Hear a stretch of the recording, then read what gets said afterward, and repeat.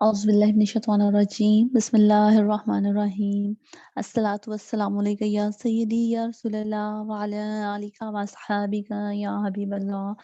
یا رحمت للعالمین یا شفیع المذنبین یا خاتم النبیین۔ ہم اپنے ٹاپک کا آغاز کرتے ہیں حضور کی ذات مبارکہ کے اوپر درود و سلام بھیجنے کے بعد ہم اپنے عقائد کے بارے میں جیسے کہ پڑھتے ہیں اس عقائد کے ٹاپک میں، تو اس میں ایک سلسلہ سٹارٹ ہوا ہے تمہید الایمان، جو کہ امام اعلیٰ حضرت اہل سنت جماعت امام احمد رضا خان بریلوی کی ایک بہت شاندار کتاب ہے، جس میں انہوں نے بہت سے مذاہب کے لوگوں کے سوالات کے جوابات دیے ہیں، اور بہت سی ایسی عبارتیں جو کہ گستاخانہ عبارتیں ہیں جس کے بارے میں انہوں نے جواب دیے ہیں، جس سے ہمیں پتہ چلتا ہے کہ کیوں جون سا اہل سنت جماعت جون سی دوسروں سے منفرد ہے۔ اور ہم نے جیسے لاسٹ ٹائم پڑھا تھا تمہید الایمان کا، ابھی ہم پڑھ رہے ہیں تعارف جون سا ہے کہ اس میں کیا کیا چیزیں بیان کی جا رہی، تاکہ جب ہم تمہید الایمان جون سے پراپر وہ ہم سٹارٹ کریں تو آپ سب اس کو ایزیلی سمجھ سکیں اور آپ کو ہر چیز کی بیک گراؤنڈ پتہ ہو۔ تو جیسے ہم نے لاسٹ ٹائم فتویٰ گنگوہی پڑھا تھا، گنگوہی جو کہ دیوبند اکابر جو تھے انہوں نے اپنی یعنی کہ حضور کے بارے میں یعنی کہ حضور کی شان کے بارے میں فرمایا تھا کہ جیسے کہ ہم نے پڑھا اس میں کہ صحابہ کرام رضی اللہ عنہ بھی جب حضور کی بارگاہ میں آتے تو نہایت ادب سے آتے اور وہ رائنا لفظ بولتے، لیکن کیونکہ ان کی نیتوں میں کوئی شک نہیں تھا پھر بھی وہ لفظ جو ان سے چینج نہیں ہوا، یعنی کہ وہی لفظ رائنا ہی بولنا کیا گیا، یعنی کہ بولتے تھے صحابہ کرام، ان کو منع نہیں کیا گیا۔ تو لیکن جب یہودی حضور کی بارگاہ میں آئے اور کچھ منافق آئے تو وہ رائنا کو یعنی کہ ٹیڑھا کر کے بولتے تھے، تو جس سے غلط مطلب نکلتا تھا۔ تو کیا ہوا کہ مقصد کیا تھا، حضور کی شان تھی، اللہ تعالیٰ نے جو یعنی کہ اس لفظ میں مقصد جب ختم ہو گیا تو وہ لفظ ہی چینج کر دیا گیا اور کہا گیا کہ انظرنا، جب حضور کی بارگاہ میں آئے تو انظرنا کہیں کہ اس کا مطلب ہے حضور یہاں نظر کرم کیجئے۔ تو اس میں یہ تھا کہ یہ فتویٰ ختم ہوا تو اس میں یہ کہا گیا تھا اگر کوئی ظاہری طور پر یا یعنی کہ چھپے الفاظ میں اذیت دیتا ہے حضور کو یا اللہ تعالیٰ کی ذات کو تو وہ کفری کلمات بولتا ہے، ٹھیک ہے نا، اور وہ کافر ہے۔ یہ ہم نے سارے فتوے پڑھے تمام اماموں کے۔ تو یہ گنگوہی صاحب کا فتویٰ ختم ہو گیا یہاں تک۔ اب ہم نے آگے پڑھنا ہے کہ جو عبارتیں ان لوگوں نے کہیں گستاخانہ عبارتیں، اب اس کی ڈیٹیل ہم پڑھیں گے۔ تو اس میں جو گستاخانہ عبارتیں تھیں اس میں سب سے جو پہلی عبارت تھی اس کا جو ہے حال وہ ہم پڑھیں گے۔ اس میں کہا گیا کہ توبہ نعوذ باللہ کہ شیطان ملک و موت کا حال دیکھ کر ساری زمین کے ذرے ذرے کا علم حضور صلی اللہ علیہ وسلم کے لیے بغیر کسی دلیل کے محض غلط قیاس سے ثابت کرنا شرک نہیں تو کون سا ایمان کا حصہ ہے، توبہ نعوذ باللہ۔ یعنی کہ شیطان ملک و موت کو علم کی یہ وسعت قرآن و حدیث سے ثابت ہوئی، اور حضور کے علم کی اتنی وسعت پر قرآن و حدیث کی کون سی عبارت ہے، توبہ استغفار۔ یعنی کہنے کا مطلب یہ ہے کہ حضور صلی اللہ علیہ وسلم کے بارے میں یہ کہنا کہ آپ صلی اللہ علیہ وسلم کو زمین کے ذرے ذرے کا علم ہے، یہ شرک ہے۔ انا للہ و انا الیہ راجعون، یہ گستاخانہ عبارت ہے جو کہ میں آپ کے سامنے بیان کر رہی ہوں۔ اس عبارت کا دوسرا حصہ ہے کہ شیطان ملک و موت کو زمین کے ذرے ذرے کا علم حاصل ہے اور یہ قرآن و حدیث سے ثابت ہے۔ تو اعلیٰ حضرت فرماتے ہیں اللہ ہی بہتر جانتا ہے کہ اس گستاخ کو شیطان کے بارے میں اتنے علم کی جو ہے نس کہاں سے نظر آئی۔ نمبر 3، گنگوہی جو فتویٰ تھا اس کا کہنا تھا کہ قرآن و حدیث میں حضور صلی اللہ علیہ وسلم کے علم کے وسیع ہونے کے بارے میں کوئی دلیل موجود نہیں ہے، اس لیے یہ کہنا کہ حضور صلی اللہ علیہ وسلم شیطان و ملک و موت سے افضل ہیں، تو شیطان ملک و موت کو چونکہ زمین کے ذرے ذرے کا علم حاصل ہے اس لیے حضور کو بھی ہے، توبہ نعوذ باللہ۔ ثابت ہوا کہ ملک و موت شیطان کا علم حضور صلی اللہ علیہ وسلم کے علم سے زیادہ ہے، معاذ اللہ، تو ثم معاذ اللہ، انا للہ و انا الیہ راجعون۔ تو پیاری بہنوں، آپ جیسے پڑھ چکے ہیں پچھلے ٹاپک میں کہ جو کسی کو علم میں حضور صلی اللہ علیہ وسلم سے زیادہ کہے وہ کافر ہے، اور دیکھیے اس شخص نے اللہ عز و جل کے محبوب دنائے غیوب صلی اللہ علیہ وسلم کے علم سے زیادہ شیطان کا علم قرار کیا، اور یہ ایسا شدید کفر ہے کہ جو اسے نہ مانے وہ بھی کافر ہے، کیونکہ اس عظیم بارگاہ میں کوئی ایسا کلمہ بولنا جس سے توہین کا وہم ہی ہوتا ہو، اللہ کے ہاں قبول نہیں۔ جبکہ یہاں تو اللہ کے دشمن یعنی کہ شیطان لعین کو آقا دو جہاں صلی اللہ علیہ وسلم سے زیادہ علم والا بتایا جا رہا ہے۔ تو ہم اب یہ یعنی کہ اب ہم پڑھیں گے کہ یہ کیا کیوں کیوں انہوں نے یہ گستاخانہ عبارتیں کہی ہیں۔ تو اس کے بارے میں فرماتے ہیں جو مصنف ہیں کہ ان کا تماشا دیکھیں کہ بقول گستاخ اگر زمین کے ذرے ذرے کا علم شیطان کے لیے مانو تو یہ قرآن حدیث سے ثابت ہے، یعنی کہ گستاخ کہتے ہیں کہ یہ قرآن و حدیث سے ثابت ہے کہ شیطان کو زمین کے ذرے ذرے کا علم ہے۔ تو وہ فرماتے ہیں علماء کہ اگر اتنا ہی علم حضور کے لیے مانا جائے تو وہ کہتے ہیں کہ شرک ہے۔ جب ہم کہتے ہیں کہ حضور کو ہر چیز کا علم ہے، حضور کو علم ہے، تو شرک یعنی کہ اہل سنت جماعت کو کہا جاتا ہے کہ یہ شرک کہہ رہے ہیں، ٹھیک ہے نا؟ تو مصنف فرماتے ہیں کہ حالانکہ علم کی جو اتنی وسعت جب حضور کے لیے ماننا شرک ہے تو پھر تو شیطان کے لیے بھی ماننا شرک ہونی چاہیے، کیونکہ اگر وہ کہتے ہیں کہ شیطان مخلوق ہے تو مخلوق میں جو کوئی چیز کسی ایک کے لیے ہم شرک کہیں تو دوسرے کے لیے ہم کہیں کہ یہ شرک نہیں ہے، یہ تو پھر اللہ تعالیٰ کے ساتھ شرک کے معاملات میں منافقت ہوئی، ٹھیک ہے؟ تو وہ پھر جب ان حضرات سے توبہ کا مطالبہ کیا گیا تو انہوں نے راہ فرار اختیار کر لی اور اس کا جواب نہ دیا، اور افسوس کہ جس نے یہ الفاظ کہے تھے موصوف اپنی کفر سے توبہ کیے بغیر ہی دنیا سے کوچ کر گئے، اور آج ان کے پیروکاروں کو یعنی کہ غیر جانبدار ہو کے سوچنا چاہیے، یعنی کہ ان کو یہ نہیں سوچنا چاہیے کہ ہم اس فرقے سے ہیں یا اس فرقے سے ہیں، بس ان کو یہ سوچنا چاہیے کہ وہ اپنے ایمان کو داؤ پر لگا کر چلے گئے، بلکہ ایمان کے بغیر ہی دنیا سے چلے گئے، ٹھیک ہے نا؟ کیونکہ خود ان کے کابروں نے ہی یہ فتویٰ لگایا تھا کہ جو حضور کے بارے میں صرف وہم بھی کرے، سوچے بھی، کہنا تو دور کی بات، تو وہ کافر ہے، جو ہم نے پہلے پڑھا،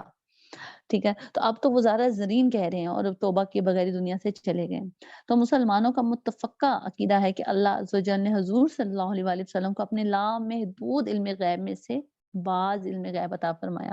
جیسے کہ قرآن پاک میں ارشاد ہوتا ہے، اور یہ نبی غیب بتانے میں بخل نہیں فرماتے۔ البتہ حضور صلی اللہ علیہ وسلم کو اس علم غیب کے جاننے میں یعنی کہ اللہ عز و جل کے محتاج ہیں۔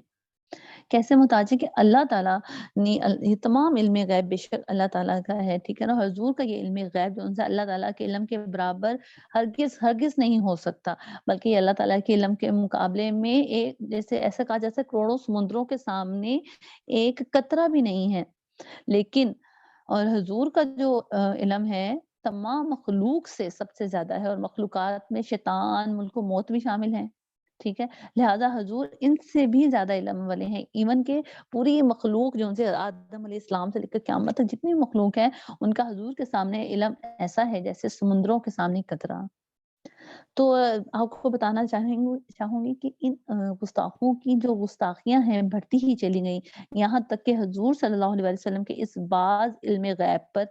انہوں نے لعن طعن کیا، ٹھیک ہے؟ بلکہ ایک گستاخ نے تو ایسی شدید ناپاک عبارت لکھی کہ جس کو پڑھ کر آپ کا جو دل ہے شدت غضب سے خون کے آنسو رونے لگے گا۔ ایک عبارت تو ہم نے پہلے پڑھی اور دوسری عبارت ہم پڑھیں گے۔ دوسری عبارت میں یہ کہا گیا کہ توبہ نعوذ باللہ کہ آپ صلی اللہ علیہ وسلم کی ذات مقدسہ پر علم غیب کا حکم کیا جانا کہ اگر بقول زید صحیح ہو، یعنی حضور صلی اللہ علیہ وسلم کے بارے میں یہ عقیدہ کہ اللہ عز و جل نے آپ کو علم غیب عطا فرمایا ہے، تو اس غیب سے مراد بعض علم غیب ہے، یعنی کہ جو گستاخی کرنے والے ہیں وہ سوال کر رہے ہیں کہ اس سے بعض علم غیب ہے یا کل علم غیب ہے؟ تو کہتے ہیں اگر بعض علم غیب مراد ہے تو اس میں حضور کی کیا شان ہے؟ ایسا علم تو ہر زید و عمر، یعنی کہ ہر مثال دی گئی زید اور عمر کسی انسان کی، ہر زید و عمر بلکہ ہر بچے، مجنون، پاگل، بلکہ جمیع تمام حیوانات، جانوروں کے لیے بھی حاصل ہے۔ یہ حفظ الایمان صفحہ نمبر 8 میں، مصنف اشرف علی تھانوی۔ تو اس کلام کو سمجھنا، اس گستاخانہ کلام کو سمجھنا بالکل دشوار نہیں، عام سمجھ بوجھ رکھنے والا بھی آسانی سے سمجھ سکتا ہے کہ یہ عبارت جو ابھی آپ کے سامنے بیان کی گئی ہے اس میں حضور کے اس کے مطابق بعض علم غیب صرف حضور ہی کو نہیں بلکہ ایسا توبہ نعوذ باللہ معاذ اللہ بچوں، پاگلوں، جانوروں کو بھی ہے۔ تو گویا بقول گستاخ تمام جانور جس میں گدھے، کتے، خنزیر بھی شامل ہیں اور پاگل بھی، ٹھیک ہے نا؟ علم میں حضور کے برابر ہو گئے، توبہ نعوذ باللہ۔ چنانچہ حضور کو اگر بعض علم غیب ملا بھی ہے تو اس میں حضور کا کیا کمال و خصوصیت، توبہ نعوذ باللہ، کیونکہ اس طرح کچھ نہ کچھ علم غیب تو فلاں فلاں فلاں کو بھی ہے معاذ اللہ۔ اب ہم پڑھیں گے کہ یہ تو ان کی گستاخ عبارت ہو گئی، تو اب کہ اللہ تعالیٰ نے اللہ حضرت فرماتے ہیں کہ حالانکہ حضور صلی اللہ علیہ وسلم کو اللہ تعالیٰ نے جو بعض کہا جاتا ہے نا علم غیب عطا فرمایا، اس کا اندازہ لگانا انسان کے بس سے باہر ہے، اور اس بعض علم غیب کی صرف ایک جھلک میں اب آپ کے سامنے بیان کروں گی، تو آپ سب بہنیں غور سے سنیں گا، اور آپ کو پھر کسی بھی قسم کے سوال کرنے کی جو ہے ضرورت حاجت باقی نہیں رہے گی، یا آپ کے شک شبے کی ضرورت ہی نہیں رہے گی کہ حضور کو کتنا علم غیب اللہ پاک نے عطا فرمایا ہے۔ اس بات کو ہر مسلمان جانتا اور مانتا ہے کہ اللہ عز و جل کی آخری کتاب قرآن مجید ہے، اور قرآن پاک میں ہر شے کا بیان ہے۔ خود اللہ عز و جل قرآن پاک کے بارے میں فرماتا ہے، سورہ انعام کی آیت ہے، اور کوئی خشک تر چیز ایسی نہیں جو قرآن میں نہ ہو، سبحان اللہ، یعنی کہ ہر چیز جو سی ہے قرآن میں شامل ہے۔ پتہ چلا کہ قرآن عظیم میں ہر چیز کا، ہر شے کا بیان موجود ہے، اور یہ بات ہر مسلمان جانتا ہے اور مانتا ہے کہ اللہ تعالیٰ نے سارا قرآن پاک اپنے حبیب صلی اللہ علیہ وآلہ وسلم کو سکھایا۔ چنانچہ معلوم ہوا کہ حضور کو پورے قرآن کا علم حاصل ہے، اور قرآن میں چھوٹی سے چھوٹی اور بڑی سے بڑی بات کا بیان موجود ہے، جیسے کہ اللہ پاک نے فرمایا کہ ایسی کوئی خشک اور تر چیز نہیں ہے جس کا ذکر قرآن پاک میں نہ ہو۔ تو اس سے مراد یہ ہے کہ جب سے دنیا بنی اور قیامت تک کوئی بھی ایسی چیز نہیں ہے جس کا ذکر قرآن پاک میں نہ ہو، اور ہر چیز کا ذکر اللہ پاک نے حضور سے کیا اور حضور کو بتایا۔ تو بس ثابت ہوا کہ حضور کو ہر چھوٹی بڑی بات کا علم اللہ تعالیٰ نے عطا فرمایا، اور یہ بات ہم اپنی طرف سے نہیں کہہ رہے ہیں۔ مصنف فرماتے ہیں کہ یہ بات ہم اپنی طرف سے نہیں کہہ رہے، بلکہ خود صاحب قرآن پاک محمد مصطفیٰ صاحب لولاق صلی اللہ علیہ وآلہ وسلم ارشاد فرما رہے ہیں۔ دیکھیے بخاری شریف میں آتا ہے، میں ترجمہ کروں گی کہ حضور صلی اللہ علیہ وآلہ وسلم، ایک حدیث پاک ہے بخاری شریف کی، کہ حضور صلی اللہ علیہ وآلہ وسلم منبر پر کھڑے ہوئے اور قیامت کا ذکر فرمایا، اور بتایا کہ اس سے پہلے بڑے بڑے امور ہوں گے۔ پھر فرمایا جو شخص مجھ سے جو بات پوچھنا چاہے پوچھ لے، خدا کی قسم جب تک میں یہاں کھڑا ہوں تم مجھ سے جس چیز کے بارے میں بھی پوچھو گے میں تمہیں اس کا جواب ضرور دوں گا۔ چنانچہ ایک منافق شخص کھڑا ہوا اور پوچھا کہ میرا ٹھکانہ کہاں ہے؟ فرمایا جہنم میں۔ پھر عبداللہ بن حذافہ کھڑے ہوئے، ایک صحابی رسول، عرض کیا کہ میرا اصلی باپ کون ہے؟ فرمایا حذافہ، پھر بار بار فرماتے رہے پوچھو پوچھو، یعنی کہ اس کی مثل حدیث سے، یعنی امام مسلم میں بھی ایک حدیث ہے، اس میں آپ دیکھیے اس میں کیا فرمایا جا رہا ہے، نقل کی گئی ہے مسلم شریف میں بھی یہ حدیث ایسی ہی، کہ دیکھیے جنت میں ٹھکانہ ہوگا کہ جہنم میں، اس کا پتہ تو قیامت کے دن چلے گا نا۔ تو جب وہ شخص نے، منافق شخص نے جب حضور سے پوچھا تو حضور نے فوراً بتا دیا کہ تمہارا جو ٹھکانہ ہے وہ جہنم میں ہے۔ تو یہ بات اس ٹائم تو علم غیب ہی تھی نا، لیکن ہمارے، اور یہ بات اس ٹائم تو نہیں تھی جس ٹائم اس منافق شخص نے پوچھا، اس ٹائم نہیں وہ وقوع پذیر ہونی تھی، لیکن ہمارے آقا صلی اللہ علیہ وآلہ وسلم نے اس کی خبر دی، اور کیوں نہ ہو کہ بذات خود ارشاد فرماتے ہیں، ترجمہ، کہ بے شک اللہ عز و جل نے، حضور فرماتے ہیں کہ بے شک اللہ عز و جل نے میرے سامنے دنیا کو رکھ دیا ہے، پس میں اس کی طرف اور جو کچھ اس میں قیامت تک ہونے والا ہے اسے دیکھ رہا ہوں، جیسا اپنے ہاتھ کی اس ہتھیلی کو۔ سبحان اللہ۔ بے شک ہمارے آقا صلی اللہ علیہ وآلہ وسلم کو اللہ تعالیٰ نے جو علم غیب، یعنی کہ جو بعض علم غیب عطا فرمایا ہے، اس کی حد متعین کرنا قوت بشری سے باہر ہے، یعنی کہ کسی انسان کی قوت سے تو باہر ہے، ٹھیک ہے نا، کہ اس کا ہم اندازہ ہی نہیں لگا سکتے کہ اللہ تعالیٰ نے حضور کو کتنا، یعنی کہ بعض علم غیب عطا فرمایا۔ بخاری شریف کی کتاب میں کتنا پیارا صاف بیان موجود ہے، بہت ہی پیاری حدیث سے پاک ہے، کہ حضرت سیدنا عمر فاروق رضی اللہ تعالیٰ عنہ فرماتے ہیں، ترجمہ، ہمارے درمیان رسول اللہ صلی اللہ علیہ وآلہ وسلم کھڑے ہوئے، ہمیں مخلوقات کی پیدائش کے بارے میں بتایا، یعنی کہ ابتدا سے یہاں تک کہ جنتی اپنے ٹھکانوں پر اور دوزخی اپنے ٹھکانوں پر پہنچ گئے، اسے جس نے یاد رکھا سو یاد رکھا، جو بھول گیا سو بھول گیا۔ سبحان اللہ۔ پتہ چلا کہ حضور صلی اللہ علیہ وآلہ وسلم نے صحابہ کرام علیہ رضوان کو جب سے مخلوق بنی، اس وقت سے لے کر آئندہ قیامت تک کے واقعات کی خبر دے دی۔ یہ ہمارے آقا صلی اللہ علیہ وآلہ وسلم کو عطا کردہ صرف بعض علم غیب کی اور صرف ایک جھلک ہے۔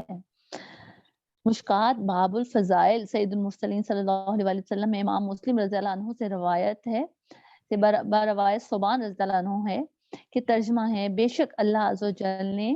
میرے لیے زمین کو سمیٹ دیا ہے، میں نے اس کے مشرقوں اور مغربوں کو دیکھ لیا ہے۔ مشکات المصابی باب الفضائل سید المرسلین صلی اللہ علیہ وآلہ وسلم۔ سبحان اللہ۔ اب ذرا آقا صلی اللہ علیہ وآلہ وسلم کے بعض علم غیب کی وسعتوں پر ایک اور ہم گواہی جون سی ہے، جلیل القدر صحابی ابو ذر غفاری رضی اللہ عنہ سے سنتے ہیں۔ ترجمہ ہے کہ آپ یعنی ابو ذر غفاری فرماتے ہیں، ترجمہ، ہم کو حضور صلی اللہ علیہ وآلہ وسلم نے اس حال پر چھوڑا کہ کوئی پرندہ اپنے پر بھی نہیں ہلاتا مگر ہمیں اس کا علم بتا دیا۔ سبحان اللہ۔ یعنی کہ اسے پتہ چلتا ہے اس حدیث مبارکہ سے کہ آپ دیکھیں دنیا کی یہ سب سے ہلکا کام ہے، یعنی کہ بڑے بڑے کام تو بڑی بڑی باتیں تو الگ، ایک سب سے چھوٹی بات ہے کہ کوئی پرندہ اپنے پر بھی نہیں ہلاتا مگر، یعنی کہ پر ہلانا کیا ہے، ایک پلک جھپکنے میں، یعنی حضور نے اس کا علم بھی ہمیں بتا دیا۔ تو جو بڑے بڑے علوم ہیں اس کی تو کیا بات ہے، یعنی کہ ازل سے لے کر ابد تک ہر علم جو سا ہے وہ حضور کی بے شک حضور کو معلوم ہے۔ اسی بعض علم غیب کی وسعت کا بیان کرتے ہوئے سیدنا امام بصیری رحمۃ اللہ علیہ قصیدہ بردہ شریف میں عرض کرتے ہیں، غور سے سنیے گا، ترجمہ ہے، اور بے شک دنیا اور آخرت آپ صلی اللہ علیہ وآلہ وسلم ہی کے کرم سے ہے، اور لوح و قلم کا علم آپ صلی اللہ علیہ وآلہ وسلم کے علوم میں سے ایک حصہ ہے۔ سبحان اللہ۔ جو ہم پڑھتے ہیں نا، مولایا صلی وسلم دائما ابدا علی حبیبی کا خیر خلق کلہم، یہ جو اشعار ہیں یہ مسجد نبوی میں بھی جو ہے درج ہیں۔ تو حضرت امام بصیری رحمۃ اللہ علیہ کی کیا ہی شان، اتنے بڑے عاشق رسول تھے کہ حضور نے اپنا بردہ شریف ان کو عطا فرمایا۔ تو وہ جب ہم بردہ شریف پڑھتے ہیں تو اس کا بہت ہی پیارا ترجمہ ہے، تو ان کے کچھ اشعار میں سے یہ ایک ترجمہ تھا۔ تو اس جو یہ شعر ہے اس کی جو شرح یعنی کہ اس کی تشریح اس کو بیان کرتے ہیں، اس کو سیدنا ابراہیم حجویری جو ایک عالم دین ہے اور ولی بھی ہیں، وہ کہتے ہیں اس شعر کے تحت کہ اگر کہا جائے کہ جب لوح و قلم کا علم حضور صلی اللہ علیہ وسلم کے علم کا ایک چھوٹا سا حصہ ہے، سبحان اللہ، تو حضور صلی اللہ علیہ وسلم کا باقی علم کس کے بارے میں ہے؟ کیونکہ لوح و قلم تو وہ ایسی یعنی کہ اس کی شان ہے کہ اس میں پوری دنیا کے اولین و آخرین کے حالات لکھ دیے گئے ہیں، یعنی کہ دنیا میں جس نے آنا ہے، دنیا جب سے بنی ہے، جس نے آنا ہے، اسے جو جو کرنا ہے، جو جو ایجادات ہونی ہیں، ان ایجادات کے نام، جو جو وبائیں، بیماریاں، نعمتیں کسی کو ملنی ہیں، جو جو فرقے، جو جو باتیں ہونی ہیں، ان کے نام، ٹھیک ہے نا، اور آخرین کے حالات کے ہر، یعنی کہ جب دنیا ختم ہونی ہے تو کیا کیا چیز، کیا کیا واقعات رونما ہونے ہیں، کس کس انسان نے آنا ہے، اس نے کیا کیا رول اپنا ادا کرنا ہے، جو اللہ تعالیٰ نے اس کو یہ زندگی دی ہے، اس نے کیا کیا رول وہ اپنا ادا کرے گا، وہ آیا کہ کتنی سنت کی پیروی کرے گا، کہ آیا کہ وہ جو اللہ پاک نے اس کو یہ نعمت دی ہے، جو زندگی دی ہے، اس میں وہ اللہ تعالیٰ کے احکام کی کتنی پاسداری کرے گا، اور وہ اس عہد کو کتنا نبھائے گا جو اس نے اللہ اس کے رسول سے کیا تھا، جب اللہ پاک نے تمام روحوں سے عہد لیا تھا، یعنی کہ لوح و قلم میں پوری دنیا کے اولین اور آخرین کے حالات لکھ دیے ہیں۔ تو اب پھر باقی کیا بچ سکتا ہے، آپ سوچیں، اگر ہم ایک نارمل انسان سوچے تو پھر تو کوئی چیز بچ ہی نہیں سکتی، جبکہ بقول شاعر ایک ولی کہ جب لوح قلم کا علم حضور صلی اللہ علیہ وآلہ وسلم کے علم کا ایک چھوٹا سا حصہ ہے تو حضور کے باقی علم کس کے بارے میں ہے؟ تو اس کا جواب وہ خود ہی دیتے ہیں کہ اس کا جواب یہ دیا جائے گا، وہ باقی علوم آخرت کے بعد حالات سے متعلق ہے۔ سبحان اللہ، دنیا تو ختم ہوگی قیامت تک، ٹھیک ہے، اور اس کے بعد فرماتے ہیں جو باقی علوم ہیں وہ آخرت کے بعد حالات سے متعلق ہیں، جس کی خبر اللہ تعالیٰ نے حضور صلی اللہ علیہ وآلہ وسلم کو دی ہے۔ سبحان اللہ، یعنی کہ حضور کو قیامت اور قیامت کے بعد کے حالات اور اس کے بعد آخرت، یعنی کہ جنت دوزخ کے حالات، ہر طرح کے حالات کی خبر اللہ پاک نے بیان فرما دی، جیسے کہ ہمیں پیچھے احادیث مبارکہ پڑھی اس سے بھی یہ ثابت ہوا۔ تو یہ تو ایک اللہ کے ولی، ایک عاشق رسول یہ شرح بیان کر رہے ہیں نا، اور اپنے علم کی بنیاد کے اوپر. اب یہ صرف ظاہری علم کی بنیاد کے اوپر بیان کر رہے ہیں. ابھی عشق میں اگر بات کی جائے وہ تو پھر کہاں تک جاتی ہے. تو آپ سوچیں کہ جس کی خبر اللہ تعالیٰ نے حضور صلی اللہ علیہ وسلم کو دی ہے، کیونکہ لوح و قلم نے تو صرف قیامت تک کا ہی علم لکھا ہے نا، لوح و قلم میں. تو اس کے بعد آخرت کے معاملات لوح میں نہیں ہیں، لیکن ان کے بعض معاملات کا علم بھی حضور صلی اللہ علیہ وسلم کو عطا ہوا ہے. ایسے تو نہیں شاعر کہتے جان ہے وہ جہان کی، جان ہے تو جہان ہے، صلی علی نبینا صلی علی محمد. اللہ تعالیٰ کا شکر کہ اللہ تعالیٰ نے ہمیں ایسے نبی کی امت بنایا ہے. اللہ پاک کا کروڑا شکر، کیونکہ آپ صلی اللہ علیہ وسلم تب بھی نبی تھے جب کچھ نہ تھا. اس سے کتنا صاف ہر چیز ظاہر ہو رہی ہے. اور آپ تب بھی نبی ہوں گے جب کچھ نہ ہوگا، اور آپ تب بھی نبی ہوں گے جب جنت ہوگی. ٹھیک ہے نا. آپ صرف اسی دنیا تک کے لیے نبی نہیں ہیں، اور آپ کا علم غیب بھی تب تک کے لیے وسیع ہے. پیارے بھائیوں اور بہنوں، یہ جو کچھ لکھا بطور نمونہ ہے، یہ صرف ان دلائل کا 1% بھی نہیں ہے جو کہ پوری دنیا کے یعنی کہ مشرق اور مغرب کے جو علماء ہیں اور متقدمین اور متاخرین اور اولیاء اعظام اور علماء کرام جو عرب اور عجم کے ہیں، انہوں نے جو حضور کے علم غیب کے اوپر جو کچھ لکھ دیا ہے نا، تو یہ جو ابھی ہم نے پڑھا نا، یہ ہم نے صرف بطور نمونہ پڑھا ہے. اور یہ ان 1% بھی دلائل نہیں ہے، یعنی کہ اتنے زیادہ دلائل ہیں انہوں نے جو بیان فرمائے ہیں. علماء نے حضور کے علم غیب شریف کی وسعت پر تحریر فرمائے ہیں. تفصیل کے لیے ہم دیکھیں گے جاء الحق جو کتاب ہے، اس کے علاوہ خالص الاعتقاد ہے، اور بھی دعوت المکیہ ہے. اور اس کے علاوہ آپ ادارہ جاء الحق کی طرف سے جو کتاب ہے خصائل مصطفیٰ، جس کے بارے میں پیر شریف کو بیان ہوتا ہے حضور کے خصائل کا، آپ علم غیب کے بارے میں اس کتاب سے بھی پڑھ سکتے ہیں. اس میں بھی بہت آسان الفاظ میں حضور کے علم غیب کے بارے میں بتایا گیا، حضور کی شان کے بارے میں بتایا گیا ہے. تو اگر انصاف سے دیکھیں تو اتنا کچھ تو اطمینان قلب کے لیے کافی ہے. اس کو سننے کے بعد تو اہل ایمان کی یہ کہتے ہیں نا، یہ تو اہل ایمان کی گواہیاں تھیں. حالانکہ یہ گستاخ جن کا تذکرہ ہو رہا ہے، جب تک انگریزوں کے ہاتھ بکے نہ تھے، اس وقت وہ بھی یہی مانتے تھے. یعنی کہ جو کتابوں میں لکھ رہا ہے، بلکہ کتابوں میں لکھتے بھی تھے. مثلاً کہ ایک جو ہم نے جس کی گستاخانہ عبارت ابھی پڑھی ہے، معافی چاہتی ہوں، رشید احمد گنگوہی وہ لطائف رشیدیہ میں صفحہ نمبر 27 پر لکھتا ہے کہ انبیاء علیہ السلام کو ہر وقت ہر دم مشاہدہ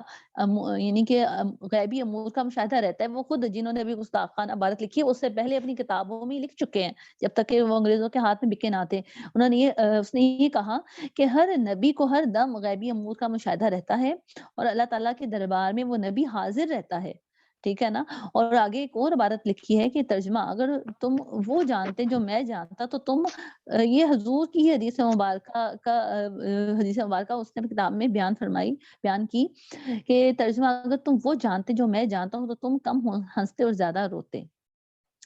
اور فرمایا کہ میں وہ دیکھتا ہوں جو تم نہیں دیکھتے. یہ بھی کتاب ہے گنگوہی صاحب کی انوار غیبیہ، صفحہ نمبر 32. نیس دیوبندیوں کے جو مایا ناز امام ہے اشرف علی تھانوی، تکمیل الیقین ہے، مطبوعہ ہندوستان پرنٹنگ پریس. یہ اس لیے آپ کو کتاب کا نام اور صفحے بتائے جا رہے ہیں. آپ کو یہ کتاب سینڈ کی گئی ہے نا، اس کے اینڈ پہ بھی ساری چیزیں ہیں، اور آپ خود بھی اس کا جائزہ لے سکتے ہیں کہ یہ باتیں اعلیٰ حضرت ایسے نہیں بیان کی. شریعت میں وارد ہوا ہے کہ رسول اللہ صلی اللہ علیہ وسلم اور جتنے بھی انبیاء کرام ہیں، رسول علیہ السلام، اولیاء رحم اللہ، غیب اور آئندہ کی خبر دیا کرتے ہیں، کیونکہ جب خدا غیب اور آئندہ کے حوادث کو جانتا ہے، اس لیے ہر حادث یعنی کہ ہر حادثہ یا ہر واقعہ اس کے علم سے ہے، اور اسی کے ارادے کے متعلق ہونے سے ہے، اور اسی کے فعل سے پیدا ہوتا ہے. تو پھر اس سے کون امر مانع ہو سکتا ہے کہ یہی خدا ان رسول، یعنی کہ کہنے کا مطلب ہے کہ یہی خدا ان رسولوں اور اولیاء میں سے جسے چاہے غیب کا علم عطا کرے یا آنے والے باتوں کی خبر دے. ٹھیک ہے نا. اگرچہ ہم اس کے قائل ہیں کہ فطرت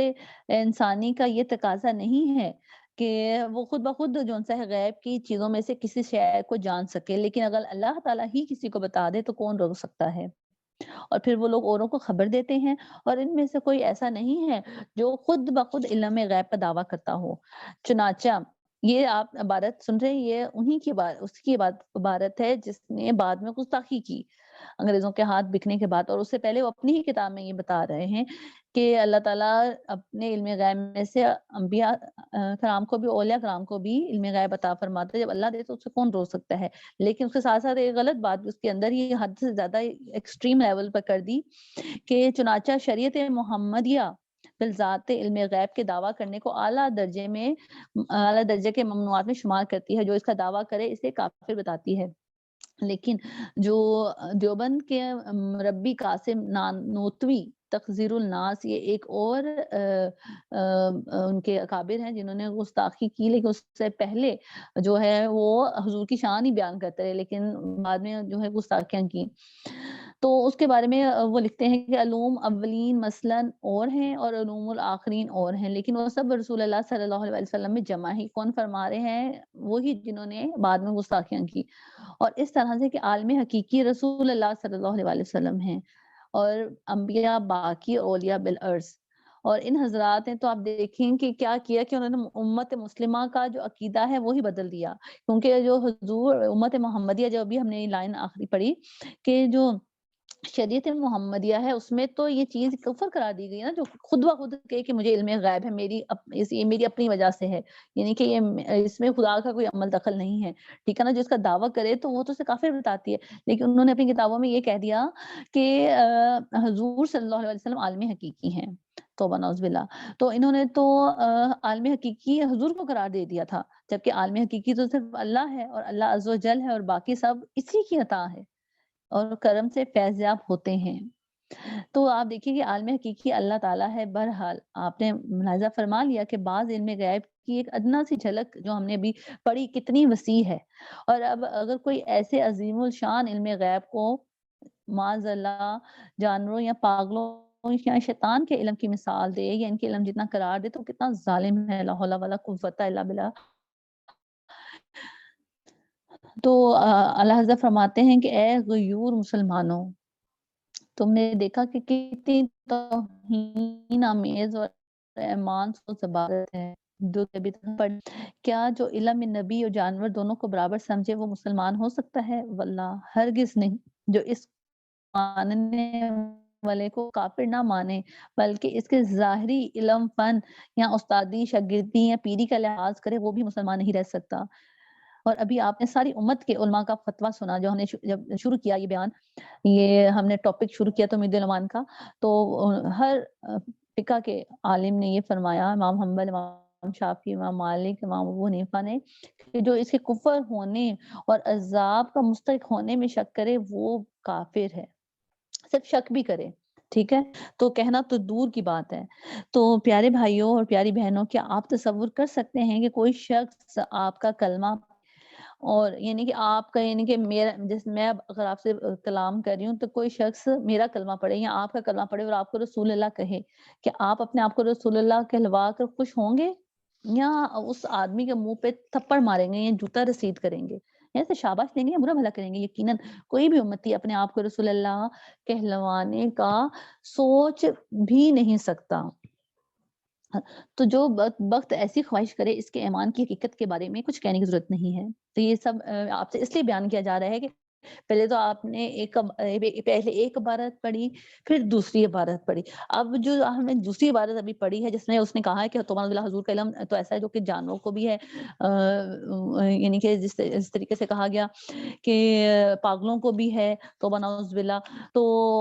اس میں اب اس شخص نے صرف یہ بات تو کی تھی، ٹھیک ہے نا، اس کے علاوہ اس نے کیا کہا کہ اس نے کہا کہ بدقسمتی سے یہ تبلیغی جماعت کی گستاخیوں کے سلسلے کی ایک کڑی یہ بھی ہے کہ جناب اشرف علی تھانوی صاحب نے اپنے مرید کو کہا کہ اشرف علی رسول اللہ کہنے پر تسلی دی، یعنی کہ ان کے مرید نے کہا کہ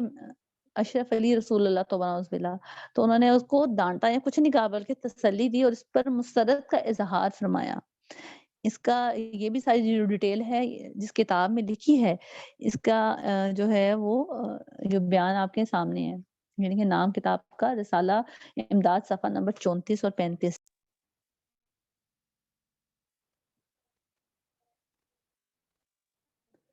معذ اللہ ثم معذ اللہ، یعنی کہ مرید کا بیان ہے، لیکن زبان سے بے ساختہ بجائے رسول اللہ صلی اللہ علیہ وسلم کے نام کے اشرف علی رسول اللہ نکل جاتا ہے، معاذ اللہ، توبہ نعوذ باللہ۔ تو آپ یہ دیکھیے تفصیل کے لیے آپ کو تھوڑا-سا جو عکس ہے وہ میں آپ کو بتانا چاہوں گی، ابھی زیادہ نہیں، کہ کوئی اگر آپ کو یہ وہی شخص سن سکتا ہے نا جو کہ آلریڈی جو حضور کی شان کو گھٹائے، ٹھیک ہے، یا حضور کے علم غیب کو توبہ نعوذ باللہ ایسے کہے، تو وہ تو شخص توبہ نعوذ باللہ وہ بھی بلکہ نہیں سن سکتا، کیونکہ جو انبیاء ہیں، انبیاء تو معصوم ہوتے ہیں اور ان کے مقام تک جو جتنا بڑا ولی غوث قطب ابدال کوئی بھی کسی بھی نبی کے مقام تک نہیں پہنچ سکتے، کیونکہ وہ سب سے جدا ہستیاں ہیں، عظیم ہستیاں ہیں، اللہ تعالیٰ کے مقرب محبوب بندے، ٹھیک ہے؟ تو آپ ذرا آگے چلیے اور دیکھیے اس تبلیغی جماعت کے رہنما اکابر کیا-کیا گل کھلاتے ہیں اس کتاب میں، میں انشاءاللہ تعالیٰ ہم آگے بھی یہی پڑھیں گے۔ کیا آپ حضور صلی اللہ علیہ وسلم کے آخری نبی ہونے میں شک کر سکتے ہیں؟ جی، آپ مجھے بتائیے، میں سوال جیسے کر رہی ہوں اور جو مصنف ہے وہ بھی سوال کر رہے ہیں کہ آپ حضور کے آخری نبی ہونے میں شک کر سکتے ہیں؟ نہیں، مجھے یقین ہے اس کا جواب نفی میں ہوگا، ہرگز نہیں، کیونکہ ہمارے نبی صلی اللہ علیہ وسلم اللہ کے آخری نبی ہیں اور آپ صلی اللہ علیہ وسلم کے بعد کوئی نبی ہرگز نہیں آ سکتا۔ اس کے بارے میں تقریباً 200 آیات قرآن پاک کی ہیں اور اسی طریقے سے 200 250 سے زیادہ احادیث ہیں جس میں حضور نے فرمایا کہ میرے بعد کوئی نبی نہیں آئے گا، اور انشاءاللہ تعالیٰ یہ بھی ہم جو سا ہے وہ نیکسٹ میں پڑھیں گے۔ تو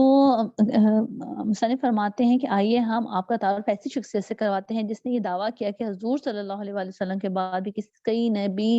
بلکہ ہزاروں انبیاء کرام کی گنجائش ہے۔ اب ہم عبارت نمبر 3 کی طرف بڑھ رہے ہیں، تو اس سے پہلے اس کا تھوڑا سا احوال ہم جان رہے ہیں کہ نئے نبیوں کے آنے سے حضور کے آخری نبی ہونے میں کوئی فرق نہیں پڑے گا، استغفر اللہ۔ حالانکہ ایک معمولی سمجھ رکھنے والا انسان سمجھ سکتا ہے کہ آخری نبی ہونے کا مطلب ہی یہی ہوتا ہے کہ آخری، یعنی کہ اس کے بعد کوئی نہیں آ سکتا، ٹھیک ہے۔ البتہ حضرت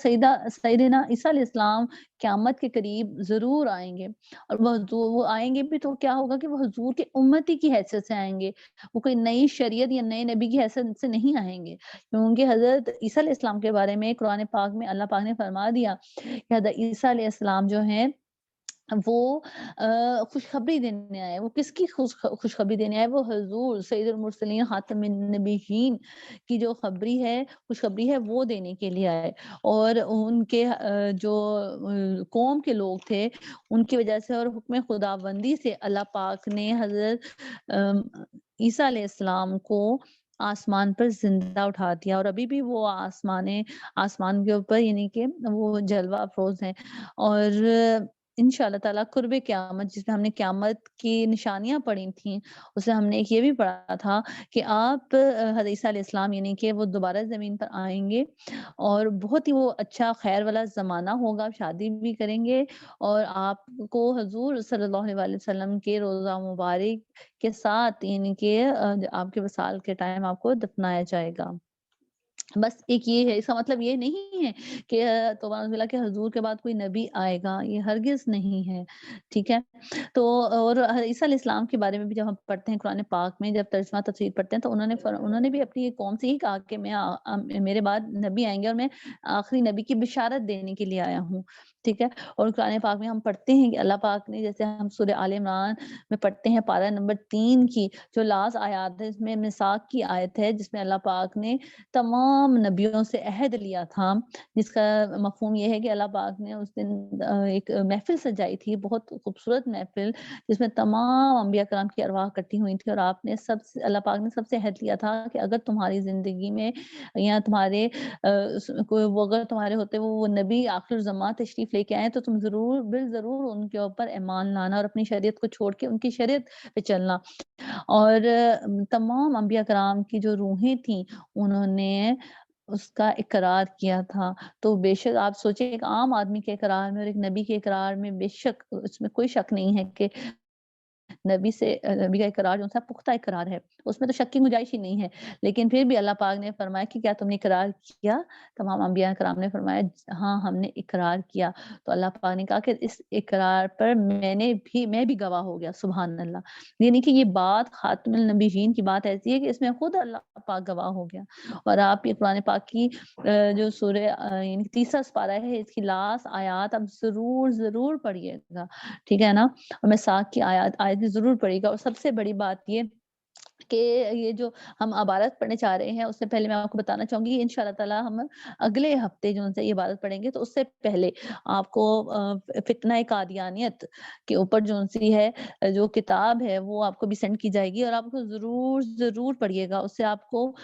جو سے ہم نیکسٹ ٹاپک جو ہم ڈسکس کریں گے، نیکسٹ عبارت آپ کو بہت اچھے طریقے سے اس کے بارے میں سمجھ آ جائے گی، ٹھیک ہے نا؟ تو کہتے ہیں کہ کیونکہ نبوت تو انہیں پہلے ہی مل چکی ہے، جیسے حضرت عیسیٰ علیہ السلام کو تو حضور ہی آخری نبی ہیں، تو اس جو شخصیت جس نے یہ کہا کہ توبہ نعوذ باللہ کہ کوئی اور نبی بھی آ سکتا ہے، اور جس نے کہا کہ حضور آخری نبی تو ہیں لیکن کوئی اور نبی بھی آ سکتا ہے، اس شخصیت کا تعلق بھی فرقہ وہابی و دیوبندی سے ہے، اور یہ بھی تبلیغی جماعت کے اکابر میں سے ہیں۔ اس کا نام محمد قاسم نانوتوی ہے، اور اس کی بدنامی زمانہ کتاب جس کا نام تہذیب الناس ہے، یہ کتاب جو سی ہے 1847 میں چھپی، اور اس کے صفحہ نمبر 24 پر یہ صاحب جو عبارات جو لکھتے ہیں، وہ اگلے ہفتے انشاءاللہ ہم وہ پڑھیں گے، سارا کچھ پڑھیں گے۔ تو آپ دیکھیں کہ آپ کے پاس کتابوں کے حوالے بھی ہیں۔ اللہ پاک ہمیں بچنے کی توفیق عطا فرمائے، اور ہمیں اپنا ایمان صحیح سلامت دنیا سے لے جانے کی توفیق عطا فرمائے، اور حضور کی ناموں کے اوپر بولنے والا بنائے۔